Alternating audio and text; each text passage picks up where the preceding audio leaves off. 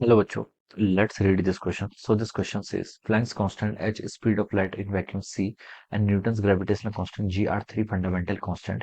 Then which of the following combination has that unit of length? Length की unit आपके कौन से combination में है ये आपको बताना है। ऑलराइट, तो चलिए बच्चों इस क्वेश्चन को स्टार्ट करते हैं। तो इस क्वेश्चन का की कॉन्सेप्ट आप देखिए क्या लिख सकते हैं। इस क्वेश्चन का की कॉन्सेप्ट आप लिख सकते हैं, आपको प्लैंक लेंथ की डायमेंशन बतानी है। ठीक है, तो इस क्वेश्चन का की कॉन्सेप्ट बच्चों आप डायमेंशन एनालिसिस लिख सकते हैं। क्या लिख सकते हैं? डायमेंशन एनालिसिस करके करना आपको यूज कराना है। ठीक है, लेंथ देखिए आपके किस किस के प्रोपोर्शनल है, हम लिख सकते हैं। ठीक है, प्लैंक्स कांस्टेंट मान लीजिए ए है। ठीक है, स्पीड ऑफ लाइट के मान लीजिए आपका एक्स बोल दीजिए, इसको वाई बोल दीजिए। ठीक है, और आप किसका क्या जी के आपके जेड पावर से प्रोपोर्शनल है। ठीक है, ये लिख लेते हैं। ठीक है, तो देखिए आपका प्लैंक्स कांस्टेंट की डायमेंशन क्या होती है। प्लैंक्स कांस्टेंट देखिए क्या होता है आपका एनर्जी, देखिए किसके इक्वल होता है। एनर्जी होता है आपका एच इंटू न्यू के इक्वल।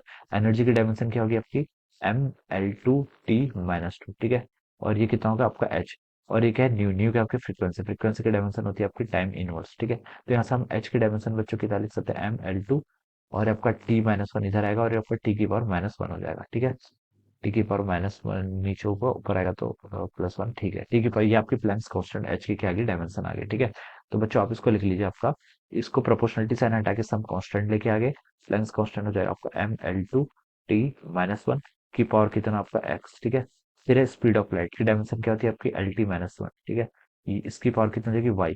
फिर क्या आपका जी, जी की डायमेंशन देखिए क्या होती है फोर्स होता है आपका G into M one M two. तो यहाँ से आपका एम स्क्वायर, तो यहाँ से आ गया डिवाइड बाय एल का स्क्वायर। तो यहाँ पर लेंथ का स्क्वायर होता है तो एल स्क्वायर। फोर्स की डायमेंशन क्या होती है मास इंटू एक्सेलरेशन। ठीक है, और यहाँ से आपका एल स्क्वायर तो इधर आएगा ही, और एम की पावर टू आपको यहाँ पर डिवाइड में आ गया। ये किसकी डायमेंशन हो जाएगी आपकी जी की। ठीक है, तो इसको सॉल्व करेंगे तो देखिए यहाँ से आपका ये टर्म कैंसिल होगी, तो एम की पावर माइनस वन ऊपर आ जाएगा, एल की पावर कितना हो जाएगा थ्री हो जाएगा, और टी की पावर माइनस टू। तो ये आपकी जी की डायमेंशन आ गई। तो इसको पुट कर लीजिए एम माइनस वन एल की पावर थ्री टी की power minus two the power की तरह जेड। तो ये आपका यहाँ पर से इतना आ गया।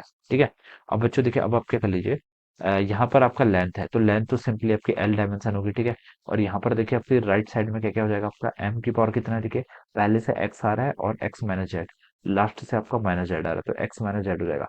लेंथ पर देखिए लेंथ हो जाएगा आपका two X plus Y plus three Z. ठीक है, कितना हो गया आपका पहले से टू एक्स, सेकेंड से वाई प्लस आपका थ्री जेड, ये हो जाएगा। फिर आपका टाइम है, टाइम कितना होगा पहले से आपका माइनस एक्स, दूसरे से माइनस वाई, और यहाँ से आपका माइनस टू जेड। ये आपका क्या आ गया दिस इज टाइम। ठीक है, अब इसको कंपेयर करेंगे तो यहाँ से देखिए हम क्या लिख सकते हैं, एक्स माइनस जेड की वैल्यू तो यहाँ से बच्चों जीरो के इक्वल आ गई, तो यहाँ से आपको ये पता चल गया। लेफ्ट और राइट को कंपेयर कर रहा हूँ मैं, तो एक्स की वैल्यू तो बच्चों जेड के इक्वल हो गई। ठीक है, और लेंथ की पावर देखिए कितना पता चल रहा है आपको टू एक्स प्लस वाई। ठीक है, अब बच्चों देखिए एक्स और जेड एक ही है, तो मैं इसको यहाँ पर सीधे ही रिप्लेस कर लेता हूँ। एक्स जेड एक ही है तो मैं इसको थ्री एक्स लिख लेता हूँ। ये किसके इक्वल है आपका, ये आपका वन के इक्वल है, सॉरी।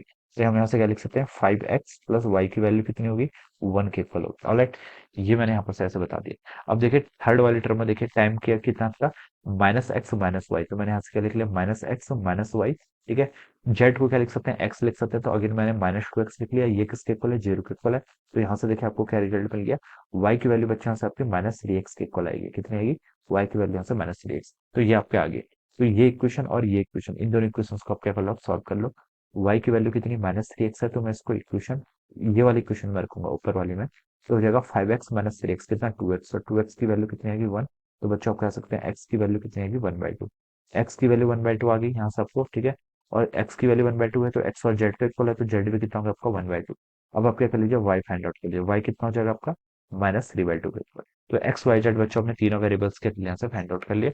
तो अब देखिए आप इसको लिख लीजिए एल कितना हो जाएगा देखिए किसके प्रोपोर्शनल, आपको सिर्फ के कांस्टेंट है मान लीजिए कुछ। ठीक है, और एच की पावर कितना था एक्स, एक्स कितना है आपका वन बाई टू, तो यहाँ पर आपका एच हो जाएगा। ठीक है, दूसरा आपका क्या है जेड, जेड क्या है जी। ठीक है, जी की पावर भी कितनी वन बाई टू, तो एच जी की तो आपका वन बाई टू यानी कि अंडर रूट के अंदर आ गया, और वाई की power minus three by two है। ठीक है, तो अब इसको क्या कर लीजिए डिवाइडेड बाय देखिए वाई की power minus three by two, Y कितना आपका सी, सी की पावर नीचे जाएगा और ये आपका थ्री बाई टू हो जाएगा। थ्री बाई टू को हम क्या लिख सकते हैं इसका क्यूब कर लो और इसको अंडर रूट के अंदर ले लो। तो इसको आप सिंपली ऐसा लिख लीजिए, क्या लिख सकते हैं H G divided by C cube. तो बच्चों ये इसका आंसर होना चाहिए। ठीक है, ये क्या होना चाहिए इसका यहाँ पर से आंसर होना चाहिए H G divided by C cube.